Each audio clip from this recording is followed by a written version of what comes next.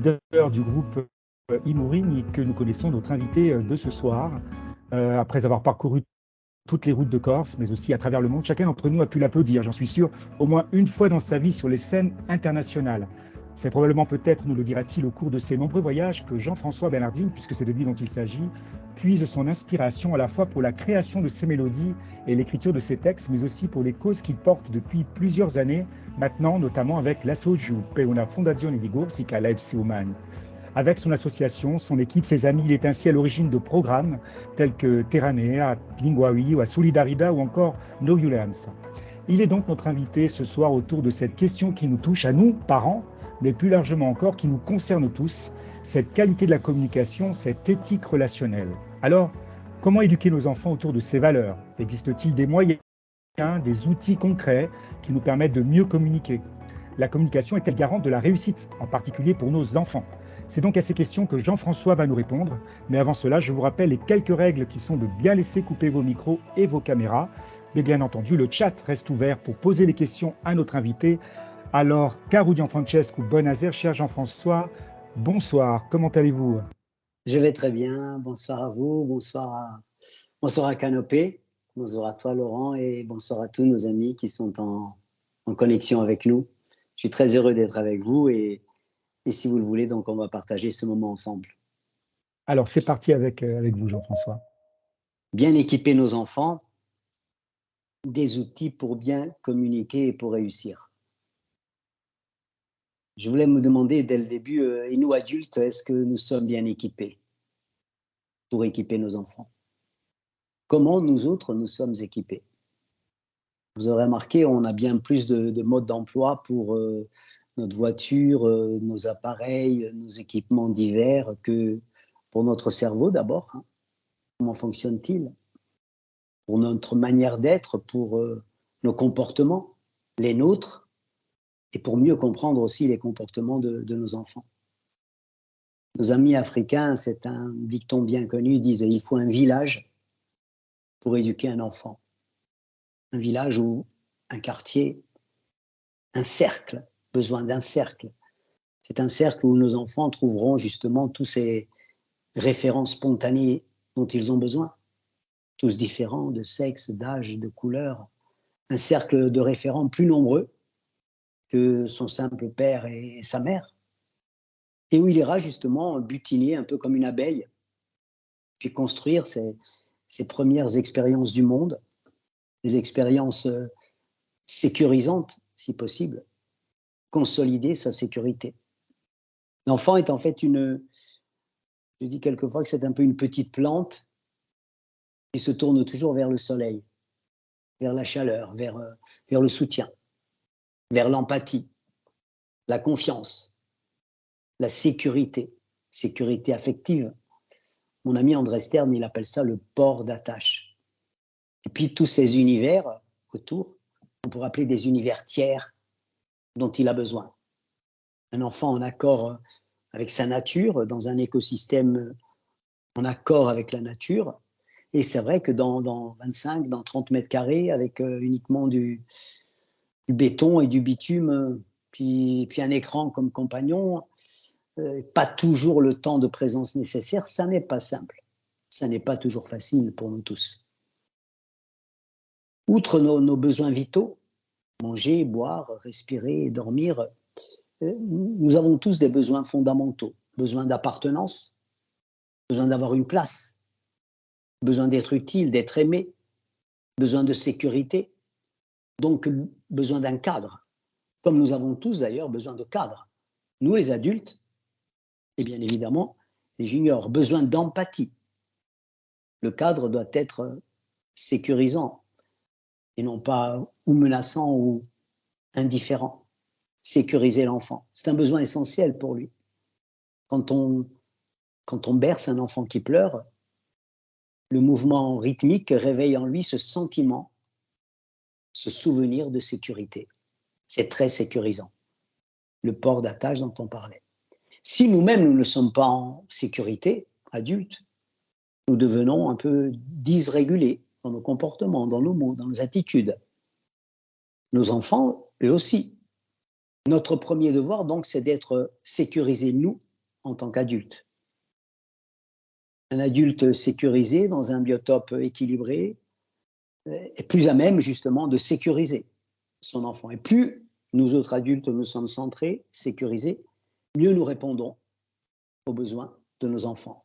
Par contre, quand nous-mêmes, adultes, nous sommes insécurisés, dysrégulés par la vie tout simplement, le chômage, le relationnel, le mal-être, nos addictions, bref, le défi est encore plus grand et la tâche n'est plus que difficile. Je voulais vous donner un petit exemple. En avion, quand les précautions de sécurité sont énoncées dans un avion, dans un cockpit, on vous dit en cas de pressurisation, les masques à oxygène tomberont devant chaque siège.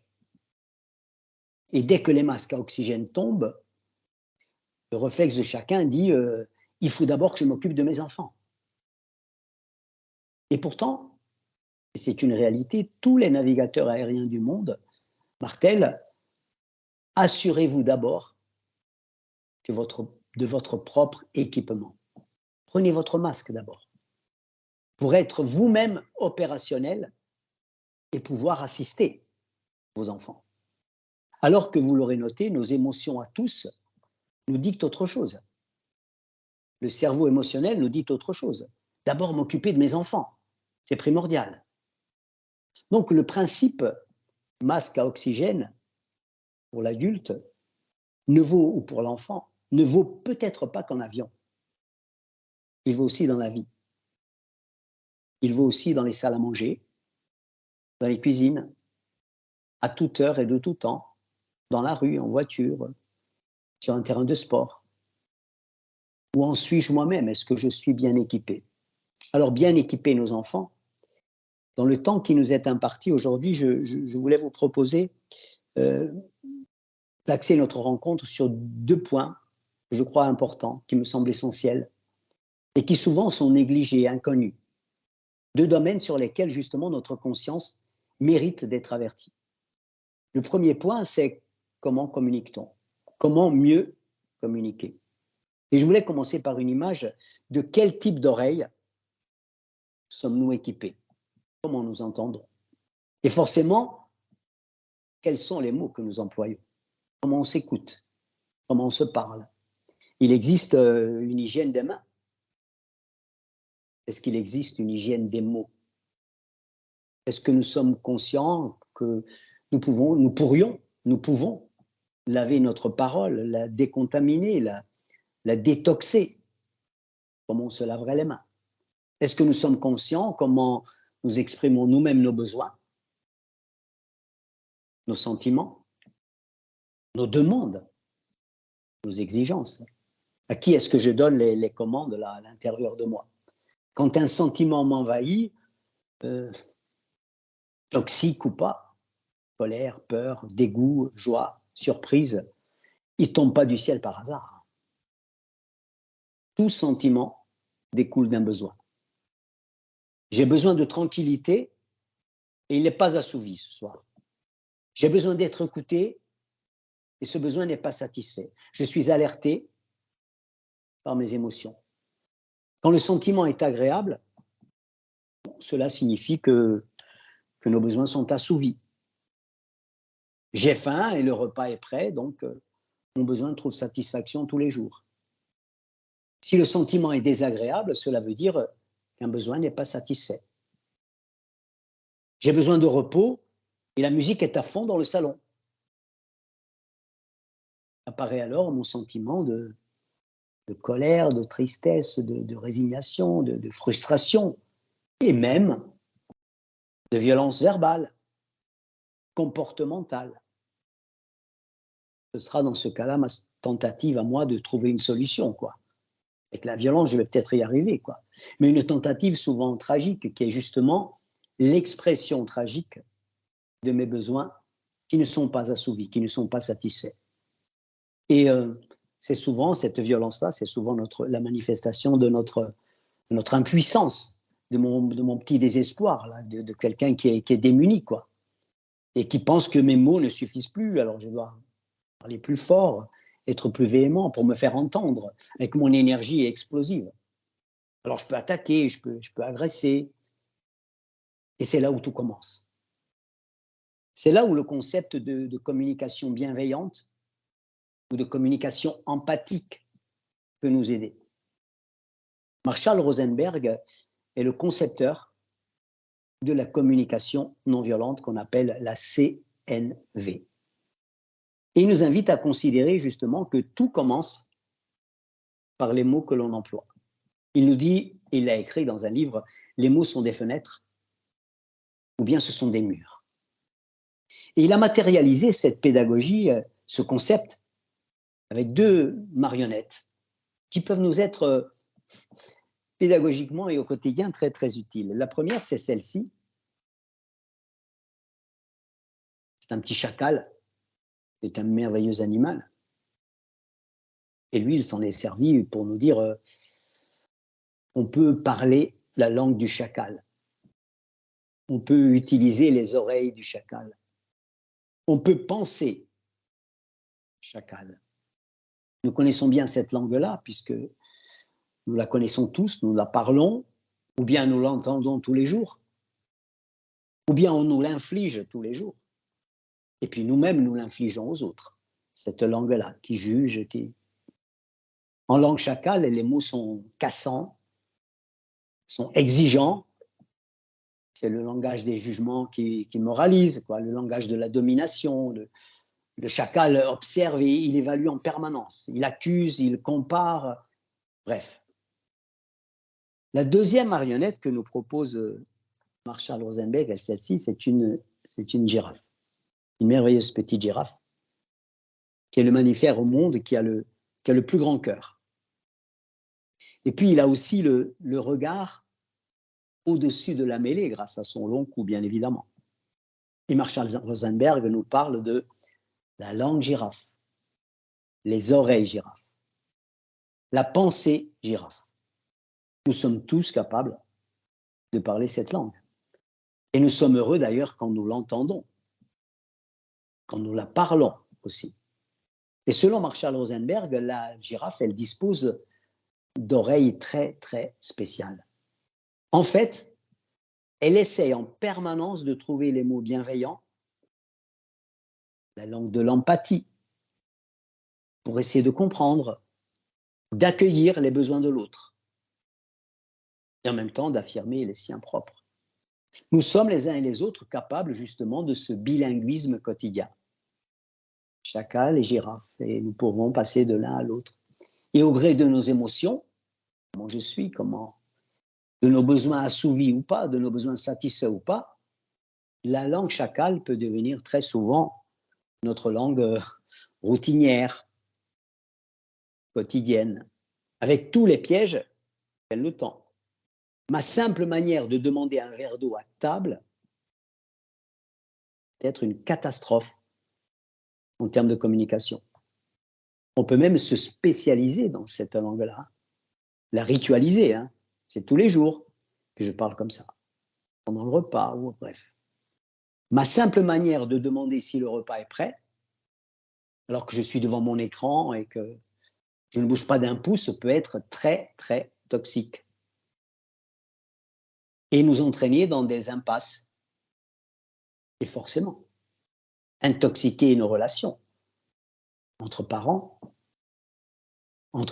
et enfants, entre enfants et enfants, intoxiquer nos relations, perturber le climat émotionnel de la famille. Et cela peut se répéter à foison. Et bien évidemment, vous le comprendrez, on le comprend tous, cela laisse des traces pour le moment d'après, pour le lendemain, ou peut-être même pour toute la semaine qui vient, d'autant plus si cela est chronique. La langue chacal, elle est contagieuse. Nous pourrions tous faire un inventaire de nos performances en langue chacal.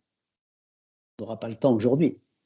Et ça peut amuser les adultes comme les juniors, hein, de rire de nos performances chacal, de nos spectacles chacal, de nos shows chacal.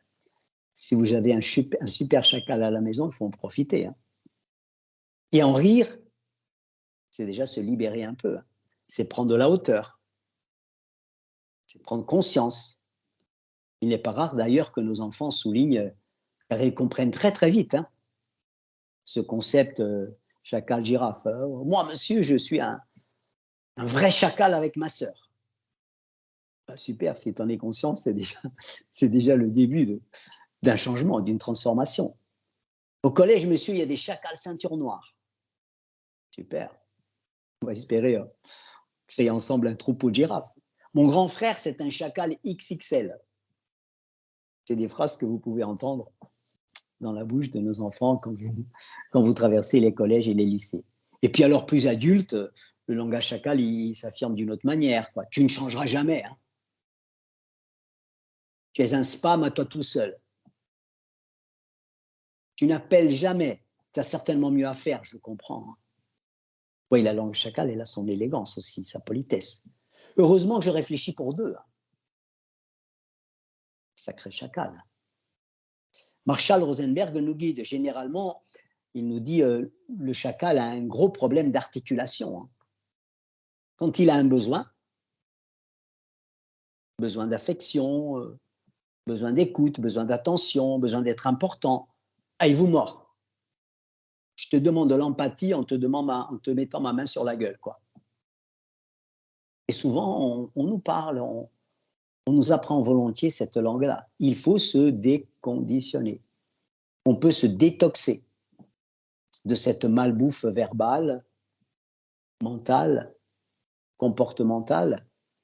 Je signale en d'autres termes que souvent l'industrie du divertissement fait du très très bon boulot pour ça, pour nous intoxiquer justement de ce point de vue. Je vous invite donc à commencer un petit cahier familial pour votre collection personnelle de perles chacals. Enfin, moi, j'ai commencé ma collection. Et si à la Noël, vous les lisez en famille, ça peut être un feu d'artifice. Hein. Très intéressant. C'est explosif. Et c'est très bon pour la santé. C'est une vraie thérapie. On a tous dans nos familles des gens qui ça ferait du bien. Je voulais vous présenter ce petit dessin. J'espère que vous le voyez bien. Alors, c'est une super girafe qui a sa loupe ici. Et puis, elle a son casque de Sherlock Holmes. Et elle est en train de repérer quoi, notre super girafe avec sa loupe. Elle est capable d'être détective, d'essayer de reconnaître les besoins inassouvis derrière l'expression du chacal. Tragiquement destructeur, suicidaire, la girafe est capable de retraduire la langue chacal. Avec sa loupe, elle voit mieux. Et son casque, là. Elle lit les traces de la vérité qui ne sont pas visibles. Ici, vous voyez ce mot qui est écrit en allemand, Bedürfnis, qui veut dire besoin. C'est un dessin qui vient d'Allemagne. Elle a la loupe de l'intelligence. Elle essaie de détecter derrière les attaques et les hurlements, les cris de la parole chacal, les traces du message qui se cache. Pourquoi tu parles comme ça quoi? La souffrance du chacal et sa tentative tragique et parfois suicidaire d'assouvir son besoin, ne fût-ce que le besoin du verre d'eau. Quoi.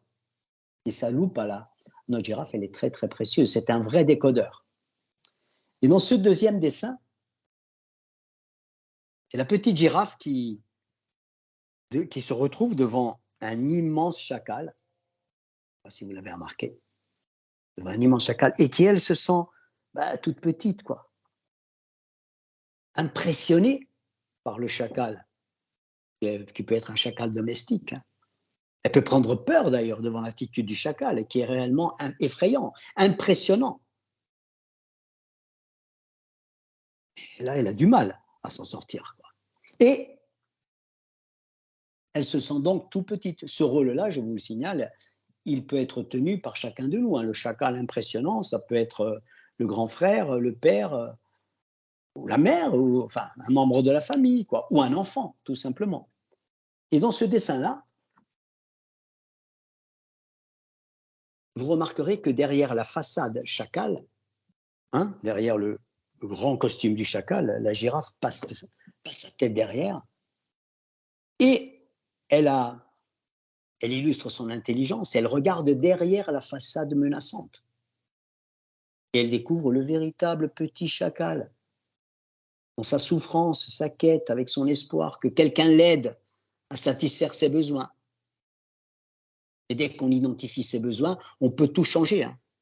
Mais bon, le chacal, souvent, il connaît mal son besoin, il n'a pas la bonne stratégie. Mais en fait, il semblerait impressionnant, mais en fait, il ne l'est pas du tout, quoi. L'intelligence de la girafe, donc, consiste à regarder derrière la façade du chacal. Regarder derrière la panoplie du chacal domestique qui fait régner sa loi dans la salle à manger, pendant le repas, devant la télé, bref. Regarder derrière la façade menaçante, essayer de détecter les besoins du chacal qui en fait est très, très vulnérable. La girafe est donc une traductrice très performante. Elle sait que derrière la parole chacal, grâce à ses super oreilles là, elle détecte que derrière la parole qui juge, qui agresse, qui accuse, qui compare, il y a toujours un besoin inassouvi, inexprimé. Imaginez le scénario. Hein. Le père et l'adolescent sont devant la télévision. Il y a un match de football, ce qui est dans l'air du temps. Hein. Puis la maman arrive avec son aspirateur. Et elle passe entre eux et l'écran. Ça peut être le début d'un vrai lâcher de grenade. Hein. Et là, nous pouvons être impitoyables. Chacun, bien sûr, se sent là attaqué, agressé sur son territoire. Et la machine à émotion se met en route. Et les mots suivent. Bah, dépêche-toi, t'es pas transparente. Tu choisis de passer l'aspirateur quand on regarde le match. Choisis un autre moment, quoi. Dans le scénario qui s'annonce, chaque petit chacal va se réveiller en chacun de nous. Et la réplique ne va pas tarder, ça c'est clair. Je sais bien que je ne suis pas transparente. Et d'abord, je ne suis pas la bonne ici. Hein. Excuse-moi, mais je le fais quand je peux. Parce que toi, tu ne le fais pas. Tu vois? Retour de grenade impitoyable. Attention à l'escalade. Si tu le faisais un peu de temps en temps, si tu acceptais de passer l'aspirateur, ça irait peut-être mieux, non? Tu te rendrais utile.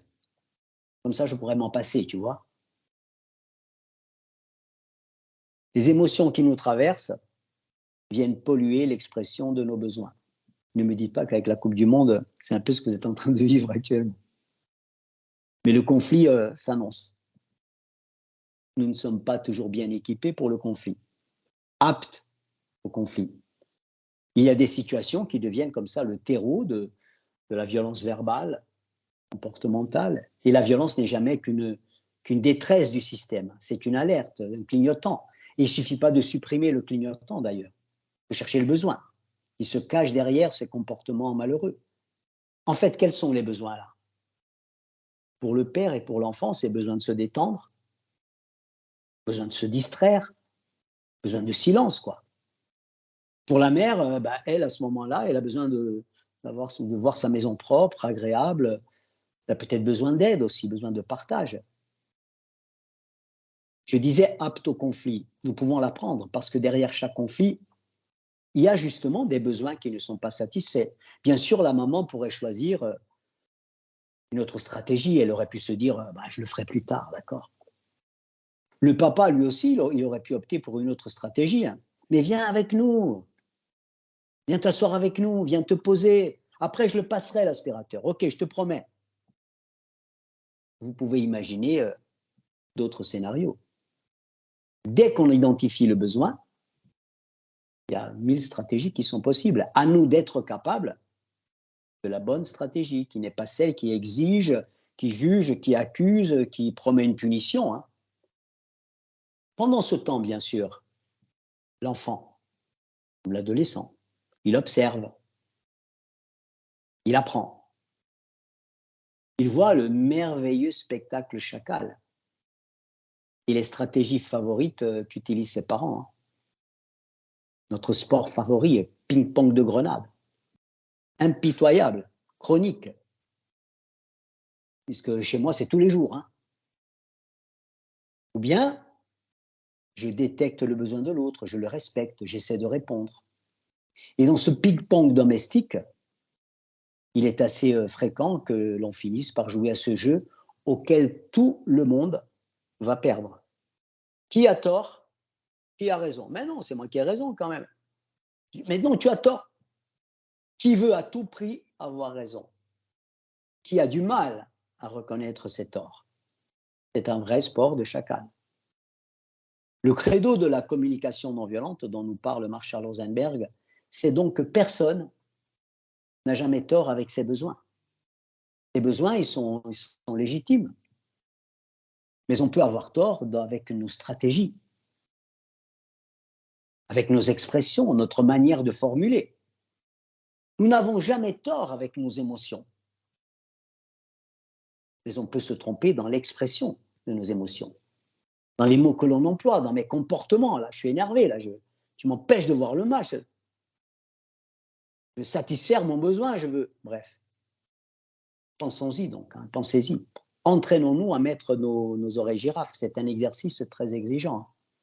En effet, quand j'entends mon enfant qui dit si tu ne m'achètes pas le portable, c'est que tu ne m'aimes pas, ou bien je préfère les parents de Stéphanie à vous, veillons s'il vous plaît à ne pas répondre immédiatement et ne pas renvoyer la grenade. Du genre, bah, t'as qu'à y aller chez Stéphanie. Vas-y chez Stéphanie. Et je voulais, dans ce cas-là, vous présenter ce dessin-là, qui est donc un ping-pong de grenades. Une grenade en appelle une autre. C'est l'escalade. C'est automatique. On croit ne pas avoir d'autre choix. Chacun n'est plus que réaction. Je suis convaincu que mes grenades vont être très, très efficaces, tu vas voir. Efficaces pour la destruction de la confiance, du bien-être, de la relation. Elles vont être très efficaces, oui. Très efficaces dans le mauvais sens du terme. Forcément, mettre ses oreilles girafes dans ces situations quand il y a ping-pong de grenades, c'est pas simple. On aura envie de lui tordre le cou au petit chacal qui est en face.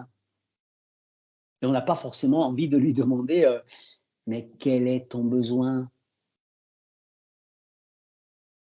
Et là, cette première règle d'or peut nous aider, être d'une grande utilité pour nous adultes, pour nos enfants et pour notre relation entre adultes et enfants. Tu as droit à toutes les émotions, tu n'as pas droit à toutes les paroles et à tous les comportements. Tu as droit à toutes les émotions, tu peux avoir envie de tuer le monde entier, hein, ok, c'est dans ton cinéma intérieur, là. Tu n'as pas droit à tous les mots, tu n'as pas droit à tous les comportements. Nous avons droit à toutes les émotions. Nous n'avons pas droit à tous les comportements. Cette règle d'or vaut pour nous tous, pour les adultes, comme elle vaut pour les juniors, et elle pourrait nous éviter d'ailleurs bien des pièges. Faire la différence entre ce que je ressens en moi, là, je suis en colère, qui me sent blessé, qui me sent humilié, et ce que je vais dire et ce que je vais faire.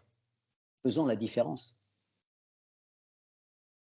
Inspiré donc par Marshall Rosenberg, je vous invite donc à utiliser, grâce à cette petite balance, chacal-girafe. Cette balance magique, c'est une vraie balance magique. Hein. À nous situer dans notre communication quotidienne, notre langue, nos oreilles quotidiennes. Où est-ce que je suis? Où je suis là? C'est mon petit chacal qui parle, c'est ma girafe. Quelles sont les oreilles que je mets, que je cultive, comment j'entends?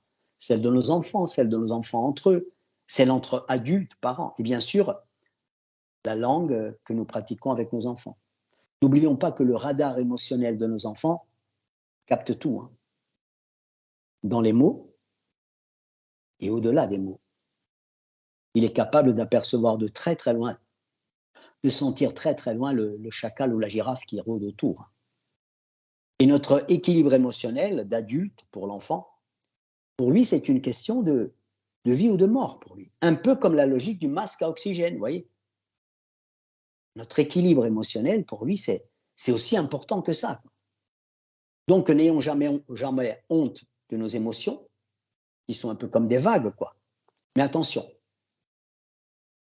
occupons-nous de nos mots, de notre comportement, et surtout de nos besoins, les nôtres et ceux de nos enfants. Ce sera le meilleur exemple que nous pourrons donner à nos enfants. Et s'il fallait une petite clé pour la réussite, plus nous sommes dans cette attitude girafe, dans ce comportement girafe, dans cette écoute girafe qui n'exclut pas, et qui est capable d'ailleurs dans des situations difficiles, quand les limites sont dépassées, de pousser des cris de girafe. Hein. Stop, ça suffit maintenant. Tu dépasses les limites. Le cadre et les limites sont importants, pour nous comme pour les enfants d'ailleurs.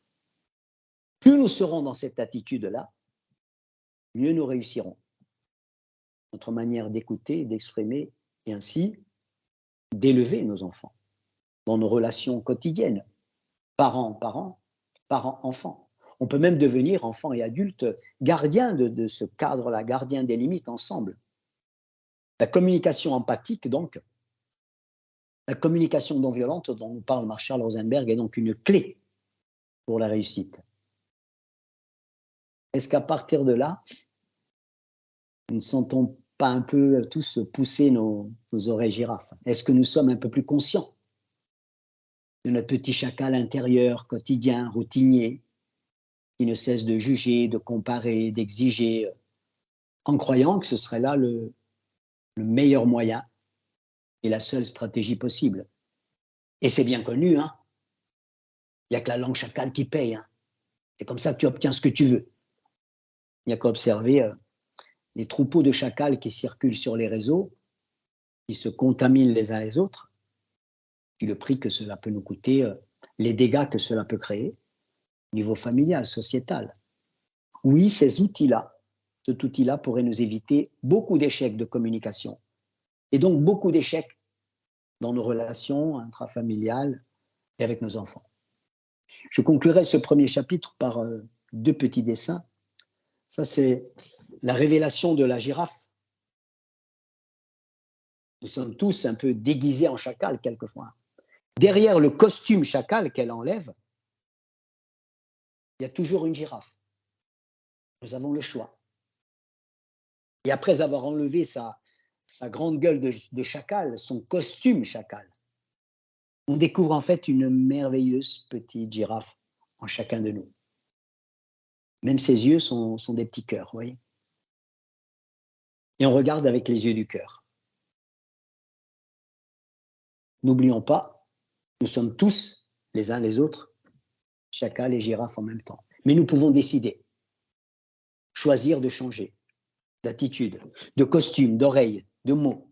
En fait, retrouver notre vraie nature, quoi. Et puis, ça, c'est le dernier petit dessin que je voulais vous montrer. Alors ça, c'est le chacal qui a décidé de devenir jardinier. Qu'est-ce qu'il cultive, en fait? Qu'est-ce qu'il arrose avec son petit arrosoir?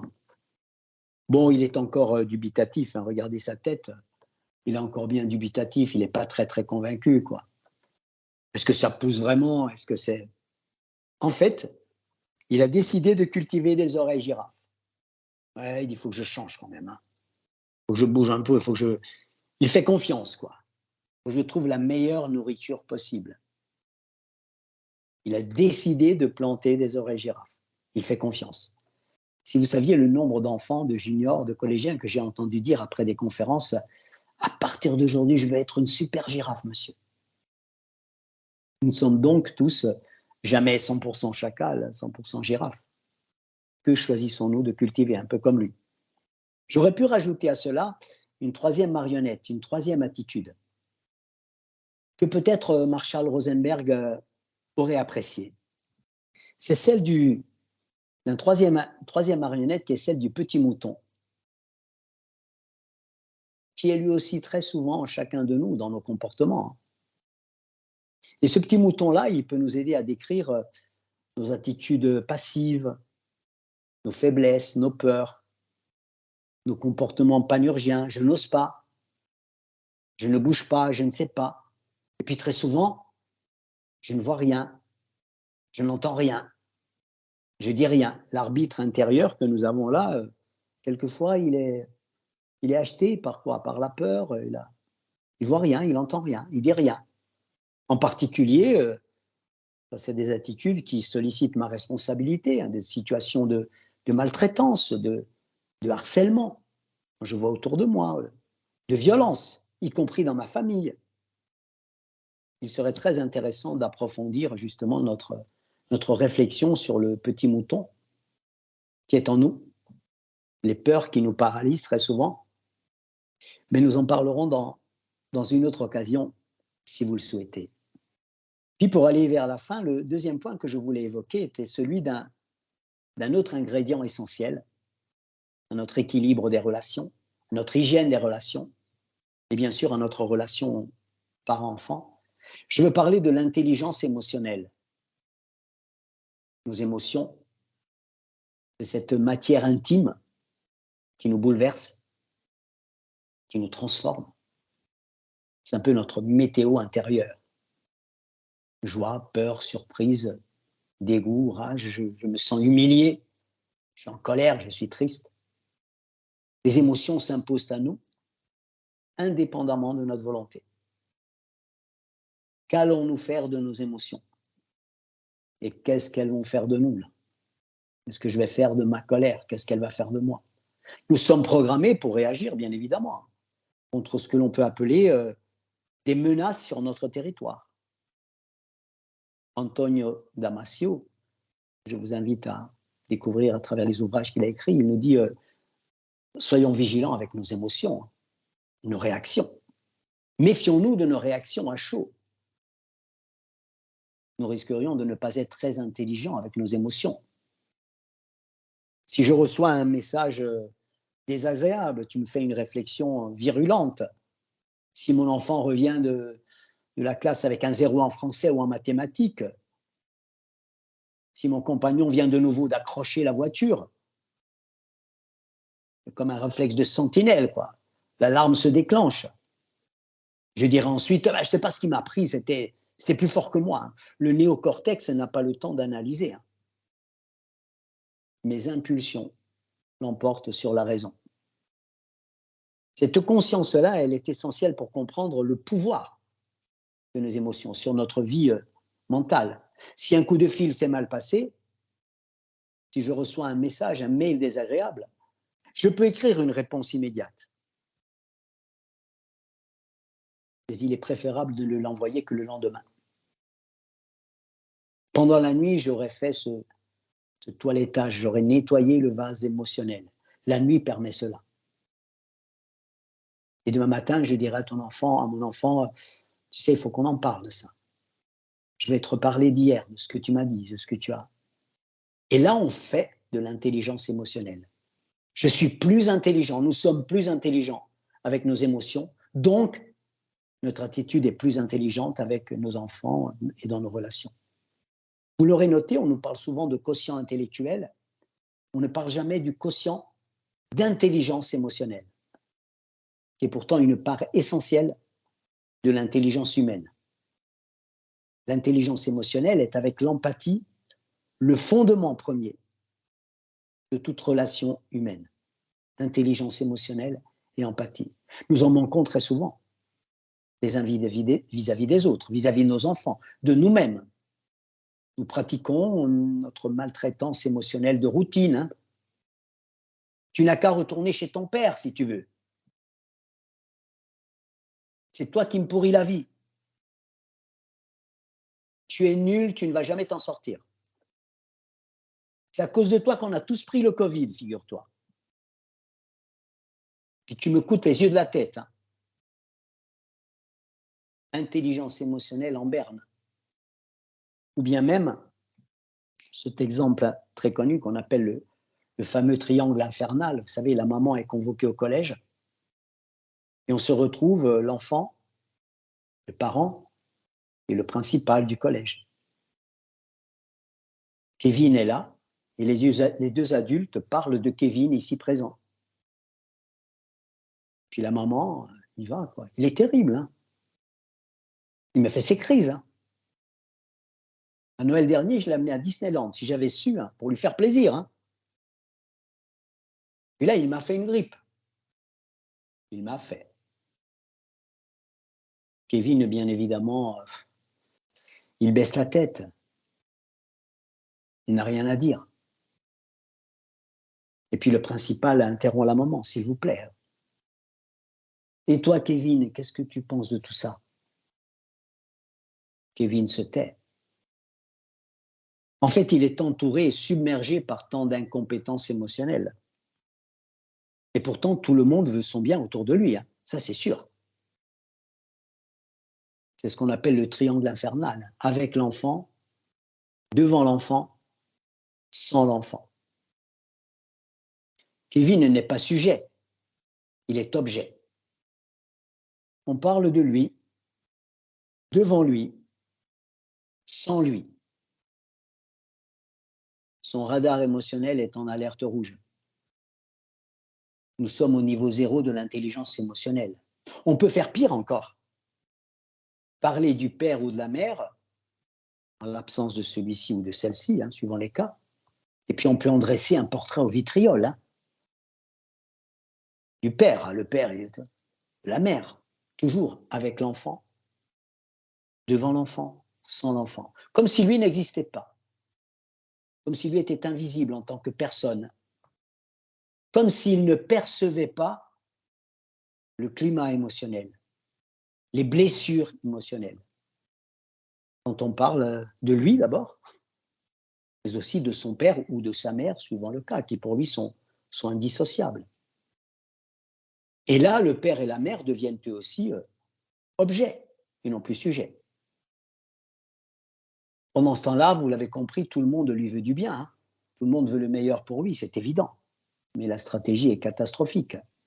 Le petit humain qui est devant nous, Kevin, il subit les assauts de cette maltraitance émotionnelle. 5 ans plus tard ou 3 ans plus tard, ne vous étonnez pas alors hein, que le même Kevin parle de sa maman ou de son père ou de ses parents avec le même mépris.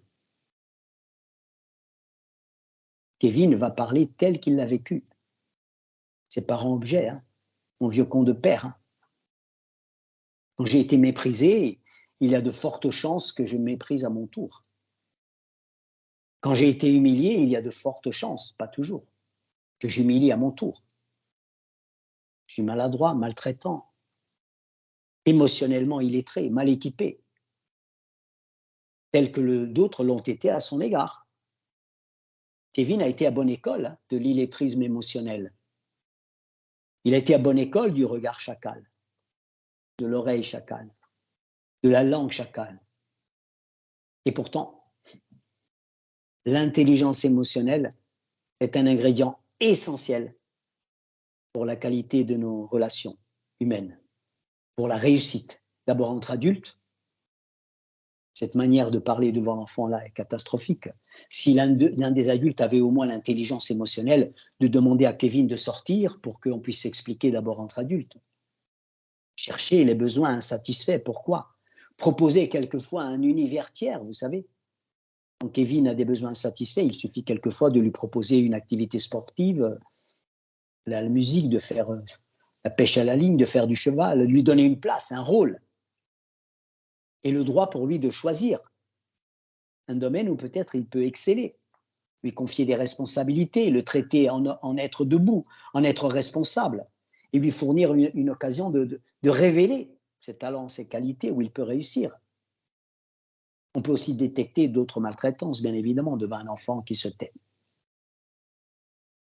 Chercheur en intelligence émotionnelle, Daniel Goleman, G-O-L-E-M-A-N, est un des grands chercheurs dans ce domaine. Il a écrit un livre qui pourrait être un livre de chevet pour tous les parents et tous les éducateurs, l'intelligence émotionnelle. Il nous dit, première idée fausse, on nous dit que le principal facteur de réussite dans la vie serait l'intellect. Or, il nous dit, pour la réussite et l'épanouissement, le quotient intellectuel se situe en deuxième position, derrière le quotient d'intelligence émotionnelle. Pour accéder à la réussite, à l'épanouissement des individus, l'épanouissement de nos relations, l'individu n'a pas seulement besoin d'expertise technique, très utile, précieuse, de compétences diverses, très utiles, précieuses. Mais l'intelligence émotionnelle est un ingrédient essentiel de l'excellence de nos relations. Elle joue un rôle décisif dans la performance des individus, des équipes, des entreprises, des familles. Plus il y a d'intelligence émotionnelle dans nos familles, dans nos écoles, plus il y a de cohésion, plus il y a de sécurité, plus il y a de coopération, plus il y a de réussite et plus il y a de bien-être. Nos ressources en intelligence émotionnelle sont immenses. Et dans la relation parent-enfant, parent-école, elles sont primordiales. L'intelligence émotionnelle, nous dit Daniel Goleman, ne signifie pas être gentil à tout prix. Hein. C'est aussi avoir à dire des vérités parfois inconfortables, qui sont lourdes de conséquences, que l'on refuse de voir. Mais le dire sans blesser, sans maltraiter. Ne jamais limiter l'autre à son erreur, mon enfant à son erreur, y compris nos propres erreurs. Tu as fait une faute, tu n'es pas ta faute. Tu as commis une erreur, tu n'es pas ton erreur. Remettre en question un comportement, ce n'est jamais remettre en question la dignité et la valeur de l'individu. Donc, je gère mes sentiments et je les exprime de manière appropriée. Et je permets souvent à l'autre de collaborer, de progresser. On manque souvent, bien évidemment, d'intelligence émotionnelle. On a pu connaître cette manière de rendre les notes en public dans une classe avec un commentaire désobligeant. En fait, on peut être très érudit et tragiquement incompétent en intelligence émotionnelle. Et le prix social de cette incompétence-là, il est considérable, y compris dans les familles.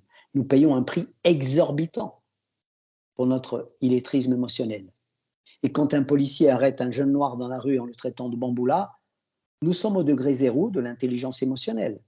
Et pour déclencher le volcan dans l'autre, il n'y a rien de mieux, quoi. Et l'inverse, elle est tout autant catastrophique, quand le jeune traitera le policier de sale flic. Mais on peut apprendre. Et à n'importe quel moment de notre vie. Le manque d'incompétence émotionnelle peut nous coûter très cher professionnellement, en ressentiment, en perte de motivation, en perte d'engagement, y compris dans notre famille, dans nos relations, dans la relation avec nos enfants. Donc, bien équiper nos enfants, nos outils, pour bien communiquer et pour réussir, c'est là le souci de tous les parents du monde. Équiper leurs enfants le mieux possible. Je cherche à mieux faire. S'équiper en adulte est indispensable pour réussir ce challenge, nous équiper en adulte. Bonne santé émotionnelle, bon ton émotionnel, le bon climat émotionnel positif que nous créons, ou bien, et on peut, la bonne santé communicationnelle, la bonne santé émotionnelle, l'hygiène des mots dont on parlait. Et la bonne nouvelle, c'est qu'aujourd'hui, il y a aujourd'hui des tas de possibilités et d'accès pour chacun d'entre nous, pour cet équipement de vie. Les sources, les ressources, les connaissances existent, ouvertes à tous. Les livres, par le biais de conférences, par le biais de formations, que de multiples organismes proposent dans notre pays, en France et partout. Nous le faisons avec Humani Fondation de Corse. Et tous ces organismes qui, en France, proposent, chacune avec leur talent, justement, ces outils, à travers des formations, des conférences, des rencontres. Donc, je voulais finir par là en disant merci à Canopé, justement, d'ouvrir la porte à cette chance-là, à tant d'oxygène qui sont à notre portée. Hein. C'est un peu... Et j'ai essayé d'en faire une première esquisse, un premier pas, en espérant que ça nous donne envie à tous d'aller au-delà. Si j'allais résumer, je dirais que je vous ai présenté une petite feuille d'une immense forêt. Je vous remercie. Bien, Jean-François, un grand merci. Il nous reste encore quelques minutes ensemble. Si d'ailleurs nos spectateurs, nos auditeurs veulent poser quelques questions par le chat ou aussi en direct sur Facebook. Alors, on entend bien ce langage chacal, ce langage girafe. Et pour autant, la difficulté qu'on peut rencontrer en tant que parent parfois, c'est quand on est dans ce discours, même si on tend vers ce discours girafe, souvent on s'aperçoit que le jugement collectif peut associer bien cette bienveillance, ce langage girafe, à une forme de laxisme en termes éducatifs Comment justement lutter contre cette croyance que justement la bienveillance serait une forme de laxisme? Oui, tu as bien raison de signifier ça, parce que être bienveillant, c'est une manière d'être cool, d'être zen. Non, la bienveillance dont nous parlons ici, c'est une exigence. C'est une exigence et nous avons tous besoin de cadres, nous les adultes, nous les enfants, et l'enfant qui connaît très vite le cadre parce que d'abord ses parents le respectent et parce que nous le vivons ensemble, euh, il n'a pas de, il n'a pas de colère, il ne se sent pas frustré. Au contraire, être dans le cadre, c'est une manière de dire c'est là-dedans qu'on va vivre, exister et bien vivre ensemble. Donc il ne se sent pas frustré, il ne se sent pas lésé. Au contraire, c'est un peu l'image que Aldo Naouri employait. Il disait emploi. Il dit la vie c'est un peu un pont à traverser. Quoi. J'aime beaucoup cette métaphore. Il dit bon, alors au début on est un petit peu aveugle, etc. Et il dit donc alors je cherche le chemin et puis je vais taper contre la barrière d'un côté, quoi. Et là, je me fais un petit peu mal, quoi. Donc, je vais rectifier mon itinéraire et puis je vais taper de l'autre côté, forcément. Puis là aussi, je me fais un petit peu mal. Et là, je viens d'apprendre justement qu'il y a un cadre, il y a une limite. Mais en fait, le cadre et les limites, c'est ce qui nous sauve. C'est ce qui sauve ma vie, c'est ce qui m'indique le chemin, quoi. Et donc, la bienveillance, c'est aussi une exigence. Et cette exigence, elle est sécurisante. C'est un besoin essentiel que nous avons tous et que nos enfants ont également. Et donc, en tant que parent, on peut être aussi souvent confronté à notre enfant. Reprenons Kevin, par exemple, qui nous parle chacal. Alors justement, face à ce discours chacal parfois de notre enfant, comment nous-mêmes ne pas tomber dans cette chacalisation, on va dire, de notre discours, ou même en dehors peut-être de l'aspect purement éducatif, lorsqu'on est face justement, et c'est souvent aujourd'hui, on est dans une société, dans des sociétés qui sont parfois dans des rapports très tendus. Comment justement ne pas tomber dans ce langage chacal quand on est face nous-mêmes un langage chacal? Est-ce qu'il y a des clés? Ah, c'est un langage que l'on peut pratiquer de manière routinière en voiture, sur les réseaux, pour la place de parking. Comment m'y prendre? Comment réagir? Comment ne pas fait-on pour ne pas devenir chacal face à un chacal? Ça n'est pas simple. Parce qu'effectivement, nos émotions nous dictent, j'aurais envie de lui tordre le cou, quoi. Alors, si votre enfant ne parle que chacal, j'aurais envie de dire, c'est peut-être sa langue maternelle. C'est peut-être la seule langue qu'il connaît, qu'on parle à la maison, quoi. Moi, je dis ça en souriant. S'il ne l'entend jamais que cette langue-là, c'est en plus la langue de la société, ben forcément, il va parler chacal. Donc, et moi aussi, il va me transformer en chacal. Et c'est un jeu d'automate, quoi. Et puis moi aussi, je vais faire mon show chacal, quoi. Je suis plus chacal que toi, tu vas voir. Et puis bon, et puis deux chacals qui se rencontrent, c'est l'un qui dit à l'autre, oh, tu m'écoutes? Ouais, je t'écoute. Personne n'écoute. Donc, le recul nous permettrait de dire, mais quel est le besoin qui n'est pas satisfait et qui se cache derrière ce comportement agressif, qui juge, qui compare, etc. Bref, il y a des fois où, quand on connaît la réalité que vivent certains enfants à l'école ou même à la famille, hein, au collège, dans son club de sport, on comprend mieux d'ailleurs hein, l'attitude qui est la sienne. Hein, et on est même plus à même d'y répondre. Et là, ça n'est pas la question habituelle que l'on se pose, c'est mais qu'est-ce qui ne va pas en toi, quoi? Il y a quelque chose qui ne va pas.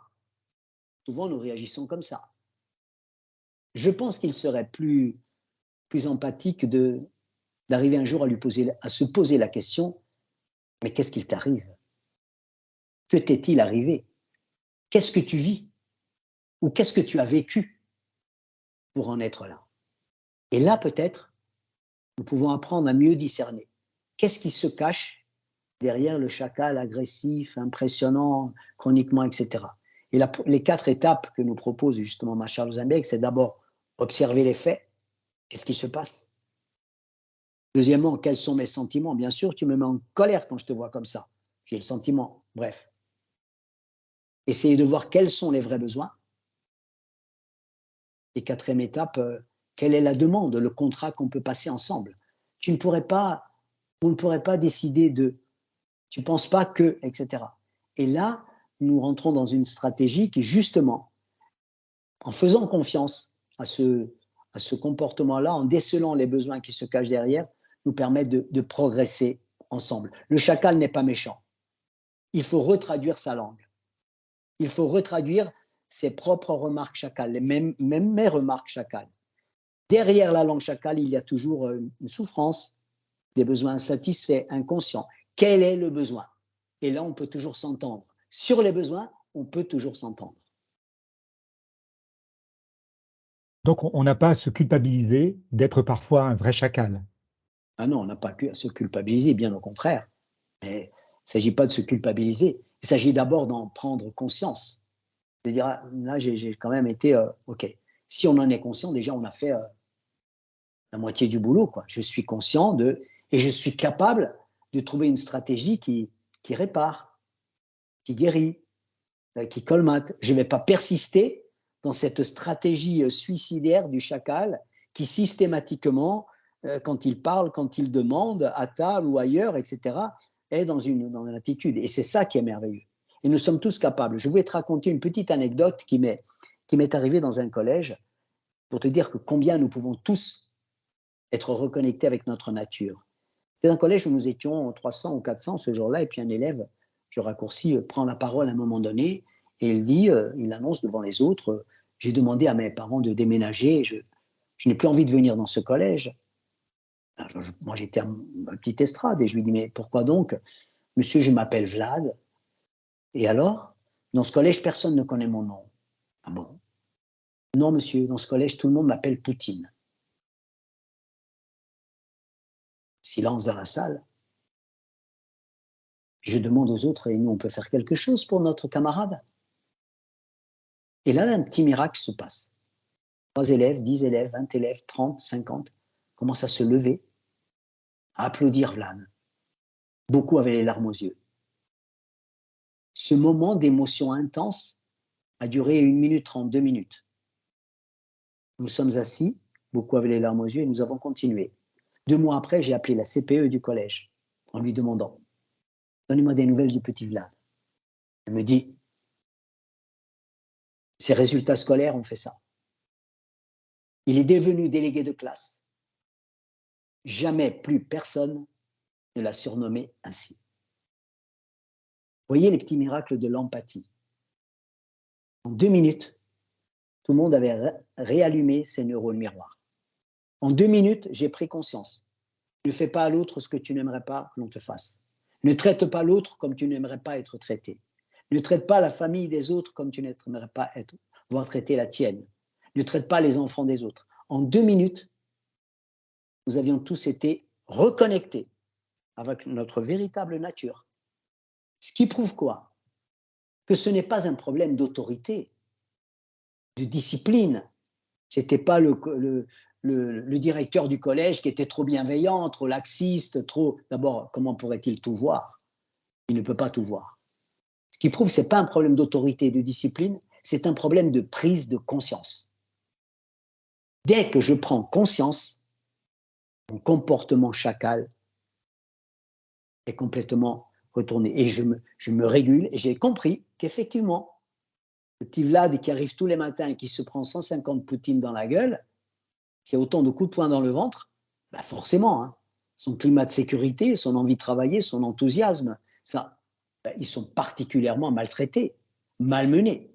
Et voyez comment, en 2 minutes, on peut... Et c'est ça qui est merveilleux. L'âme humaine, elle a une capacité incroyable à se transformer.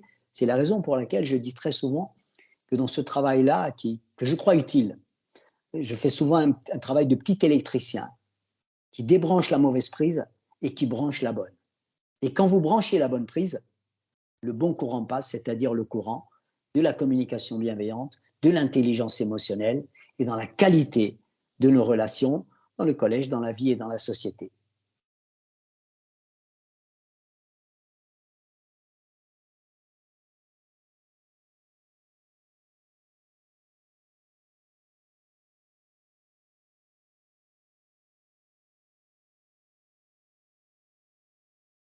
Je ne t'entends pas? Comment peut-on continuer Tu m'entends là? Tu Ah, m'entends? là, je t'entends. Oui, pardon. Tu m'entends? Oui, Jean-François, est-ce que tu m'entends? je t'entends là, Tu oui. m'entends. Donc, Oui, tu as ouvert quelques portes. oui. Tu as ouvert quelques portes. Comment peut-on continuer donc à bien s'équiper et à développer ce discours et ce langage girafe? Qu'est-ce que tu nous conseilles? Bah, moi, je vous invite d'abord à aller butiner dans tout ce qui existe déjà sur les réseaux et ailleurs, sur Marshall Rosenberg en particulier, pour tout ce qui concerne la communication non violente. C'est extrêmement intéressant. Je vous invite bien sûr à vous jeter sur ce livre de Goldman qui s'appelle L'intelligence émotionnelle et tant d'autres choses. Je vous invite à regarder ce qui est dans votre région, autour de vous, tous les organismes existants, soit dans Génération Médiateur, les gens qui font de la CNV, les IFMAN de France, les MAN, le Oumagne et d'autres, tous ces organismes qui font de la formation et qui nous proposent à tous des contenus qui sont des contenus qui nous nourrissent les uns les autres. Aujourd'hui, il y a une offre qualitative qui véritablement permet à tout un chacun de mieux s'équiper. Et à notre sens et à mon sens, c'est un véritable équipement de vie. La non-violence, ça s'apprend, ces comportements-là s'apprennent, et ils transforment. Et ce sont des équipements de vie qui nous aident à réussir nos vies professionnelles, personnelles et nos relations de tous les jours dans notre vie quotidienne. Ouman organise d'ailleurs le 7 février prochain, si vous allez sur notre site, des journées de formation auxquelles tout un chacun peut assister, entre autres, mais je vous invite à regarder dans vos régions tous ceux qui organisent des formations de ce genre. Bien, Jean-François, un grand merci pour ta participation. Ajoutons que l'AFC Women, c'est aussi donc un site internet, afcwomen.org, sur lequel chacun d'entre nous peut retrouver toutes les actualités de la SOJ et les programmes proposés, notamment les modules de formation dont tu viens de parler autour de la communication, la médiation, la régulation de conflits ou encore les préjugés et l'estime de soi. Ce webinaire Instant Parent est en ligne sur Facebook Canopée de l'Académie de Corse. Vous pourrez aussi le retrouver très prochainement sur la chaîne YouTube Canopée de Corse, comme tous nos webinaires Instant Parent.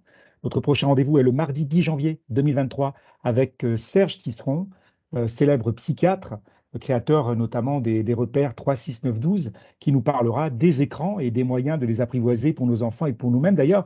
Et on voit que les réseaux sociaux peuvent souvent développer un langage chacal. D'ailleurs, les inscriptions sont déjà ouvertes pour ce webinaire du mardi 10 janvier avec Serge qui seront avant de te dire au revoir et de te laisser le mot de la fin. Cher Jean-François, je remercie chaleureusement Marc-Antoine qui est sur un autre continent, si j'ose dire, directeur des ateliers Canopée en Corse, qui assure la rediffusion de ce webinaire et l'accompagnement technique. Merci à Marie-Laure Salve, à Marilène Maté qui m'ont aidé à préparer ce webinaire et à Stéphane aussi de l'AFC Woman. Merci aussi à Fabienne Théron-Gianfarani pour les graphismes. Jean-François, le mot de la fin. Avant cela, juste bonne fête de fin d'année à tous. À l'année prochaine. Et donc, on te laisse ce dernier.